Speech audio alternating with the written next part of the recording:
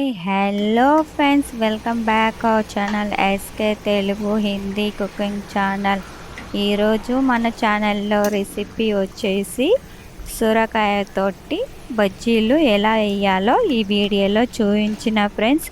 సొరకాయతోటి బజ్జీలు ఎలా వేయాలో చూసేద్దాం రండి ఫ్రెండ్స్.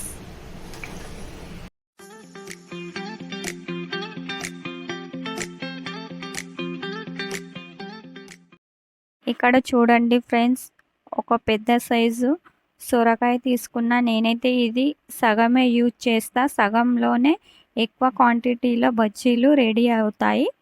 నేను ఇక్కడ సగం తీసుకొని పైన ఉన్న పొట్టును మొత్తం గీరుకోవాలి.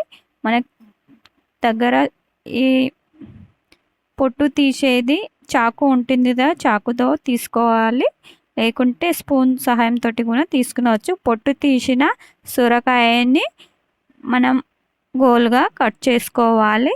ఇక్కడ చూపించినట్లు సల్పాగా గోల్గా కట్ చేసుకోవాలి.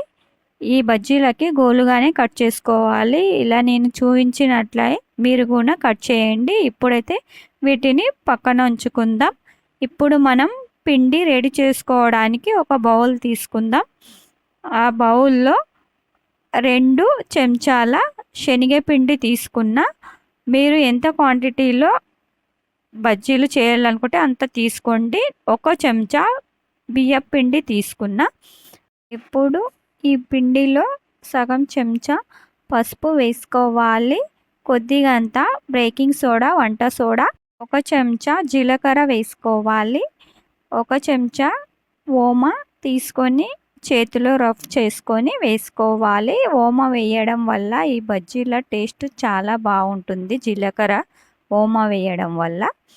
ఇప్పుడు ఇందులోనే రుచికి సరిపోయేటంత ఉప్పు వేసుకోవాలి. ఇప్పుడు పిడికెడంతా కొత్తిమీరని తీసుకొని చిన్న చిన్నగా కట్ చేసి వేస్తున్నాను. ఇందులో కరివేపాకు కూడా వేసుకునవచ్చు. 1 చెంచా గరం మసాలా వేస్తున్నా.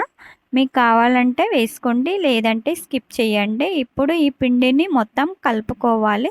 కొద్ది కొద్దిగా వాటర్ యాడ్ చేసుకొని, నీళ్లు పోసుకొని పిండిని బజ్జీలకి ఎలా తడుపుకుంటామో అలా తడుపుకోవాలి. ఇక్కడ చూపించినట్లు తడపండి. ఒకే డైరెక్షన్లో తిప్పుతూ కలుపుతూ ఉండాలి.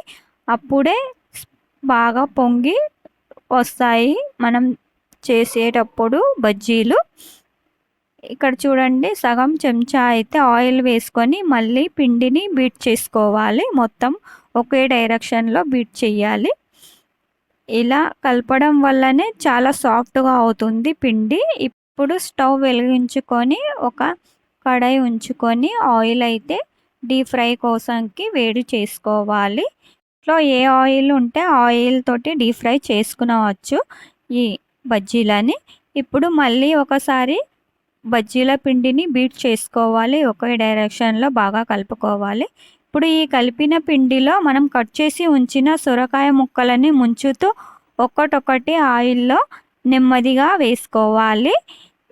ఇక్కడ చూడండి, నేను చూపించినట్లే పిండిని కలపడం వల్లనే ఇలా సొరకాయ ముక్కలకి ఈ పిండి చాలా బాగా పడుతుంది.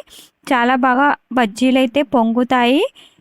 అయితే ఇలాగనే పల్చగా కాకుండా గట్టిగా కాకుండా మీడియంలో ఉండేలా కలుపుకుంటే, కలిపిన పిండిని అయితే 10 నిమిషాలు పక్కన ఉంచుకోవాలి. మొత్తం పిండి చాలా బాగా వస్తుంది, సాఫ్ట్గా అవుతుంది. అప్పుడే మనం బజ్జీలని వేసుకోవాలి. అలా చేయడం వల్లనే బజ్జీలు చాలా బాగా క్రిస్పీగా అవుతాయి, చాలా టేస్ట్గా వస్తాయి, చాలా బాగా పొంగుతాయి. మీరు కూడా ఒకసారి ట్రై చేయండి ఇలా సొరకాయ బజ్జీలని. ఇప్పుడు అటు ఇటు తిప్పుకుంటూ బజ్జీలని వేపుకోవాలి. ఇక్కడ మీకు చూపించినట్లే బజ్జీలు రావాలంటే ఈ ట్రిప్స్ అయితే యూజ్ చేయండి. 10 నిమిషాలు పక్కనైతే ఉంచండి. పిండిని బాగా ఒకే డైరెక్షన్లో కలుపుతూ ఉండండి.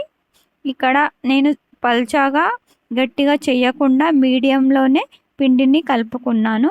అలాగనే కలుపుకోండి, చాలా బాగా టేస్ట్గా వస్తాయి, క్రిస్పీగా వస్తాయి. ఇక మిగతా వాటిని కూడా ఇలాగనే వేసుకొని బాగా వేపుకోవాలి, అటు ఇటు తిప్పుకుంటూ. సొరకాయ అయితే ఇప్పుడు మార్కెట్లో ఎక్కువగా దొరుకుతాయి. మీరు కూడా ఒకసారి ఈ సొరకాయ బజ్జీలని పిల్లల కోసంకి చేసి ఇవ్వండి. చాలా ఇష్టంగా తింటారు. సొరకాయ తినని వాళ్ళు కూడా ఈ బజ్జీలని తింటారు ఫ్రెండ్స్. ఈ బజ్జీలని ఈవినింగ్ చాయ్ తోటి మార్నింగ్ బ్రేక్ఫాస్ట్లో కూడా ఇవ్వండి. పిల్లలకి స్కూల్ టిఫిన్ బాక్స్లో కూడా ఇవ్వండి. చాలా బాగుంటాయి, చాలా క్రిస్పీగా ఉంటాయి, చాలా బాగా టేస్ట్గా ఉంటాయి. హెల్దీ కూడా. చేసి పెడితే అందరూ బాగా ఇష్టంగా తింటారు, పిల్లలైనా పెద్దలైనా. ఇప్పుడు మొత్తం అయితే రెడీ అయినాయి. ఒక ప్లేట్లో సర్వ్ చేసి చూపిస్తాను చూడండి. నేనైతే మా పిల్లలకి టమాటో సాస్ తోటే ఇస్తాను, వాళ్ళకి అలాగనే ఇష్టము. మీ పిల్లలకి ఏ చట్నీ ఇష్టం ఉంటే ఆ చట్నీతోటి సర్వ్ చేసి ఇవ్వండి. ఈ సొరకాయ బజ్జీలు మనం ఆలు బజ్జీలు, ఉల్లిగడ్డ బజ్జీలు చేసి ఇస్తాము పిల్లలకి. కానీ ఒకసారి మీరు కూడా డిఫరెంట్గా ఈ సొరకాయ బజ్జీని చేసి ఇవ్వండి. ఎవరు తినని వాళ్ళు కూడా తింటారు. ఇక్కడ చూడండి, ఒకటి తురిచి చూయించిన మీకు. చాలా బాగా ఉడికింది లోపల సొరకాయ. టమాటో సాస్ తోటైతే చాలా బాగుంటుంది, చాలా టేస్ట్గా ఉంటుంది. మీకు ఈ సొరకాయ బజ్జీలు ఎలా అనిపించినాయో కామెంట్ చేయండి. నచ్చినట్లయితే లైక్ చేయండి. యూస్ఫుల్ అనుకుంటే మీ ఫ్యామిలీ, మీ ఫ్రెండ్స్కి షేర్ చేయండి. ఎవరైనా నా ఛానల్లో కొత్త వాళ్ళు విజిట్ చేసినట్లయితే ప్లీజ్ నా ఛానల్ని సబ్స్క్రైబ్ చేసుకోండి. మీరు ఎప్పుడు ట్రై చేస్తున్నారో, మీకు ఎలా కుదురుతుందో మీరు నాకు కామెంట్ బాక్స్లో కామెంట్ చేయండి ఫ్రెండ్స్. నెక్స్ట్ రెసిపీలో మళ్ళీ కలుద్దాం. అంతవరకు బాయ్. Thank you for